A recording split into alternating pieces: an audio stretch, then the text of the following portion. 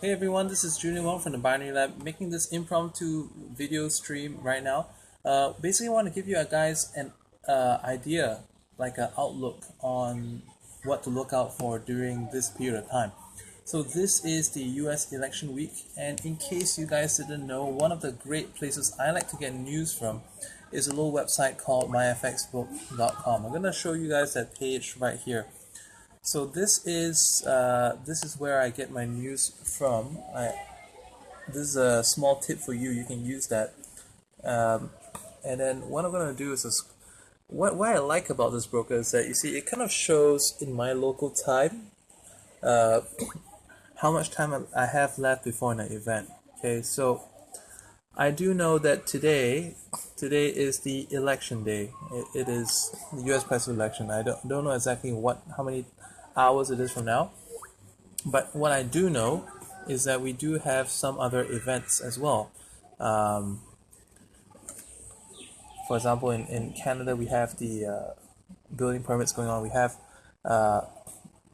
in the UK we have some high key events, but I think generally what I wanted to highlight to you is that for this week, if you haven't been watching the markets already, what you're going to notice is that it's not quite what it usually is. So from speaking in the capacity of the guy who does the webinars on Binary Lab, and Binary Lab is a community where I do daily webinars sharing people trading strategies and showing them how to deal with it. So for example, like this is a glimpse of my charts, and what I generally observed in the past couple of days is that we definitely have a very obvious consolidation right over here. So this is the 4 hourly chart. This is the USD CHF Swiss franc, that is, and within these 4 days it is just clustered around here.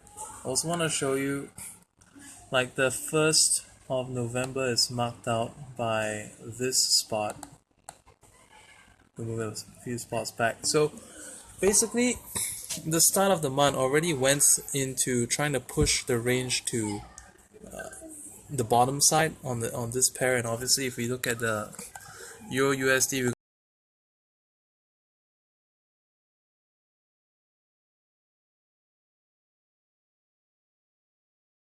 going to see the opposite, because these two pairs, as I mentioned, so since the beginning of November, it has basically been trying to push the upper range, upper boundary, and we have a consolidation at the top over here.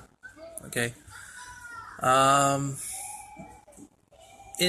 the weekend, in the early week, this week, market was able to retrace a lot from the big movement that we had here in the 4 hourly chart.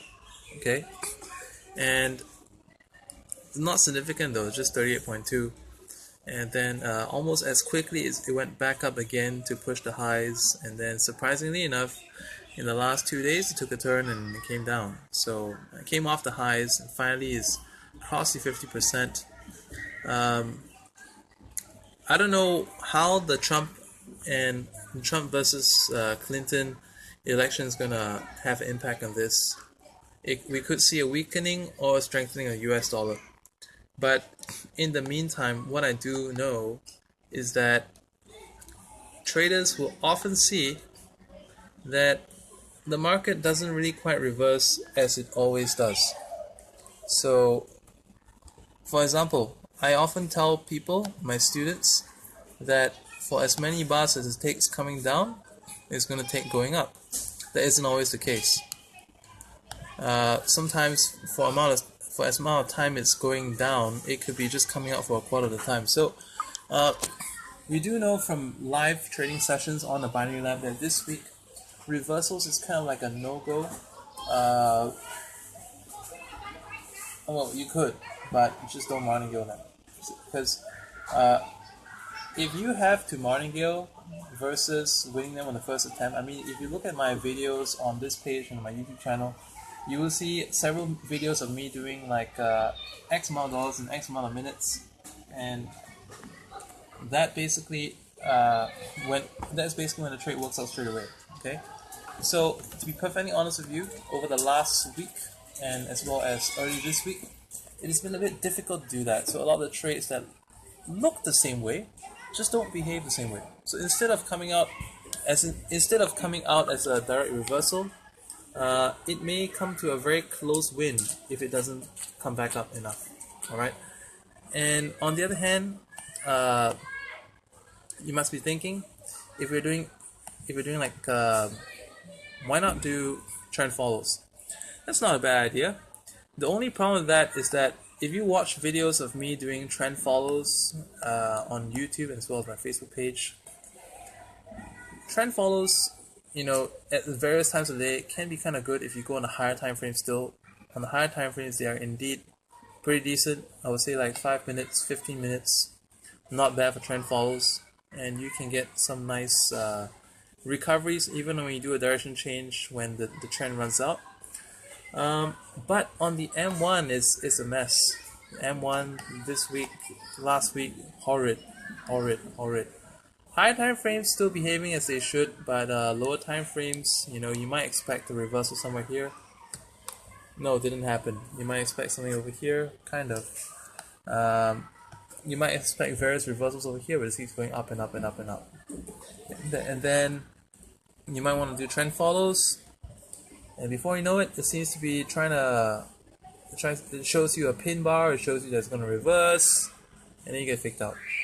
So what's good for this week? Okay, like I said, higher time frames. If you want to do trend follows, it's not a bad idea on M5, M15 and above. If you want to do reversals, you have to go higher time frame. You will not be able to accurately get as many trades on a lower time frames like M1. I love to do M1. I teach most of the people buying that to do M1 most of the time because I believe that it gives us the most reward for our time investment.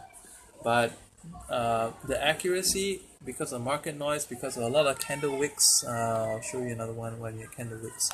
Like this is the Euro Pound right now on the M1 time frame. Many messy wicks out of both ends of the candle. This is not very typical of this pair because this pair is typically very, very stable. Okay. Hey there Byron, and hey there Christian as well. So what do?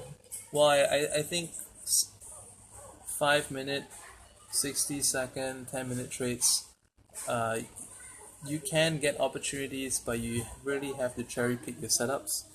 And if you meet a good looking setup that doesn't work the way you want to, I suggest that you do not chase the trade, do not chase the losing trade, but instead, if you, for example, what I did today on the webinar session, which I can just briefly show you a playback of that. So today's webinar session went not bad. I mean, we won a couple of trades. In the beginning, it was kind of like 50-50, and towards the end, it picked up quite a bit. In the end, so this was quite a bit of trades actually. So let me show you. Okay, this is where we started. This is today. Alright, it's today the 8th. You can see my broker time as well over here. And then started out, lost one. Look, today, typically I might chase trades on a martingale, but I don't recommend that right now. If you want, just increase your next trade by a little bit just so that you can get a break even on the first. Alright? Why? Because the trades pay out between about 70%, 80%. So by increasing my next trade by a bit, I can recoup the losses made on the first trade. Right now, my goal is not to earn in these circumstances, but to recoup whenever I lose. And my first one was, I believe, a 2-minute trade. My second one was a 5-minute trade. So I look at it as a fresh setup. I don't look at it as the same setup. I'm not really technically martingating. If I see something valid on the higher time frame, I take the trade as a separate trade altogether. Alright, and then let me walk you through so you guys get a better idea of how to handle the markets this week. And if you're liking this, go ahead and comment below as well. Click the like button too. And this was a winning trade that took place over 5 minutes. fairly bare win as well, and we had 2 losses in a row. I thought both were going to work out. Once things don't work out, okay, I have a correlation table. If you're a member of the Binary Lab and you're watching this, go just check out. You know, I have several posts regarding correlations. Oh, there you go. So this is just something for those of you who are not members yet. You can just take some notes of this, and there are other pairs as well. I got to update this as well. So if you don't have one, you get the other one. If one has moved, check the other one. If you missed the trade on UJ, you can check EJ, and then if you miss a trade on these two, check GJ.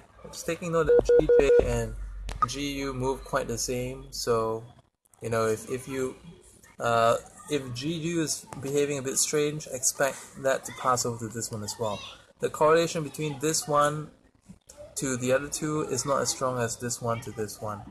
Okay, so check out that. I have other videos and tutorials about correlations trading inside of the group.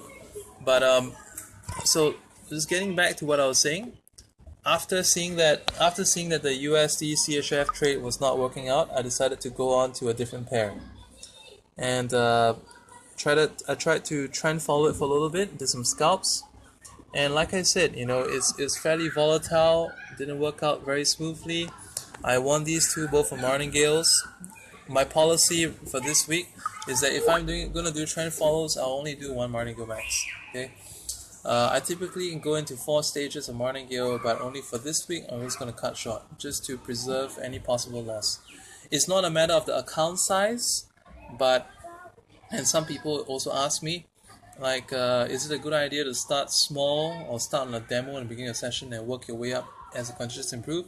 It's really hard to say, because the market does go in and out of sync with the methods that we use, but I don't feel the need to adjust my methods just to suit current market conditions. But I think what we need to do is exercise trade sizing. That's one. Secondly, let's say if you lose a trade, look into doing a correlated pair instead of going back to the same trade, or let's say look at the same thing on a different time frame, and then you give it one chance. If it doesn't work out, go something else. And then, thank you, Christian. Now let's look back at the trades here. I want to walk you through my thinking as well.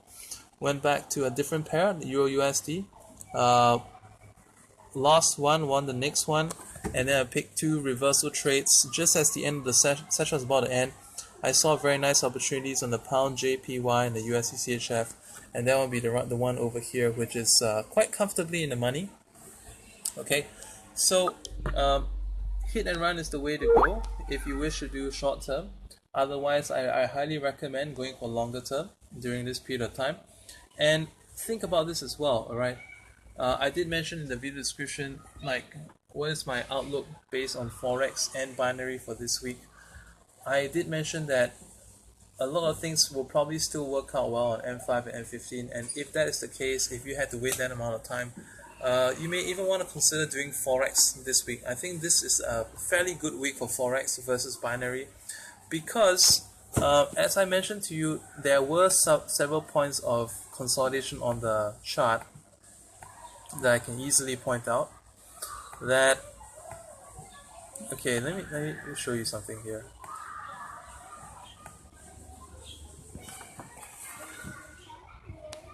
So this week is really like a if and then kind of thing. Let's say if I spot a consolidation, I know that we have a little bit of a range over here. I'll use my equilateral channel tool to do a range kind of thing at this spot over there to identify, you know, the consolidation. And then should this be a horizontal way, I'm going to extend my range to include a wider area as well. Okay, and let me just take this one over there. And what I will do in this part is that if I see that this is okay, if it's binary, Okay, if it's binary, this is what I tell my guys, okay? A lot of setups will look very tempting for reversal trading in binary, but the thing is that right now what we really are in, if you go to the H4, is that we really are in a lot of consolidation upon consolidation upon consolidation. See, look at all this gatherings of candlesticks. That's what we're getting right now. So what you need to do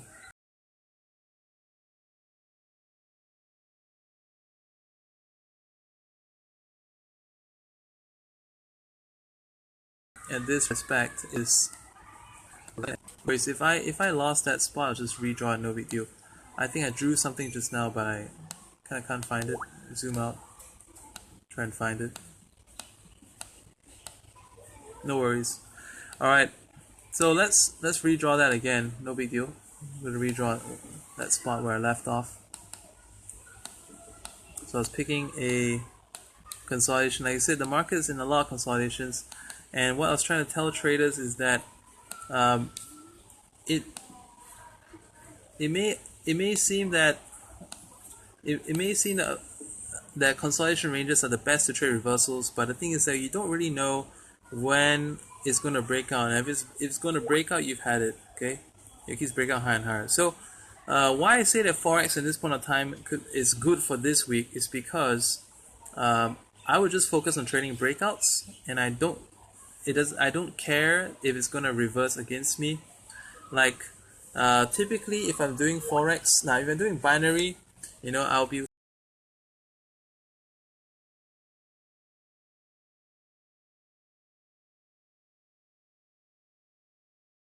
thinking, okay, it's an uptrend, but why does it keep pulling? Okay, yeah, the video is not frozen anymore. So if I did this on Forex, I have a simple premise on this, which I see if I see two closes outside this area, all I'm gonna do, just gonna do a call once I have two closes above, and I'm gonna just do based on a Fibonacci. I can choose when to exit my trade. All right, I will ride it up to a 161.8. Okay, and then I would exit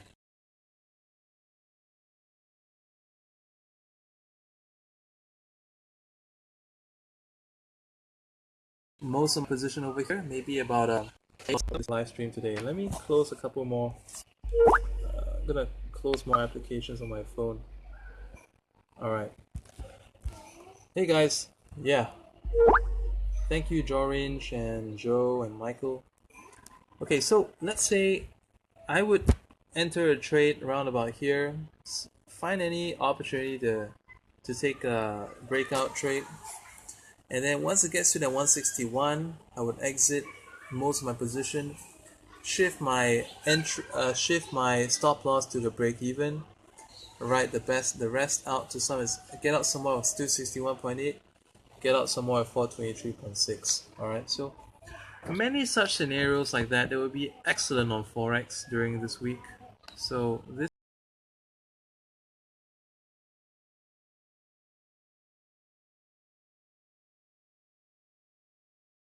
is not a bad week to do Forex at all, actually. Just go for that. Very simple. So that's basically all I wanted to say on this video, and stay safe. Whenever you're in doubt, just stay off the markets, and like I mentioned in the beginning of the video and many times throughout this video as well, because this week there's going to be a lot of different price action from the usual that we're used to. So when I mentioned about not martingaling, I was talking about looking into your overall win and loss. Okay, so look into your overall win and loss. Like for example, like today, this was how I started. Today, I think in terms of overall win and loss, it's not as good as usual. Maybe about 70%, maybe a bit less. Okay, but as long as I'm above 60%, it's still doable. But once my win rate falls beneath 60%, then there's no point for me to continue trading on a particular timing anymore. So if you looked at my weekly digest, if you're in my mailing list, if you're not already in my mailing list, go ahead to the link in the video description and just sign up to be in my mailing list. And you know, I mentioned the early week that this week we're just gonna be watching it really closely, and I may cancel sessions or end sessions early if the percentages fall, because I just want to play really safe, and also to avoid the effects of the US election. I would recommend trading more of the Asian and Europe session this week. So that's all for now, and if you guys found this useful, go ahead and click the like button, share this video, and if you have questions about anything I mentioned, if you hopped on late, just go ahead and post them. I do check although I do not really reply my inbox messages too much, my assistant takes care of that. But if you have questions on this post, I do personally reply my FB Live video comments. So I'll see you guys, and good trading. Bye for now.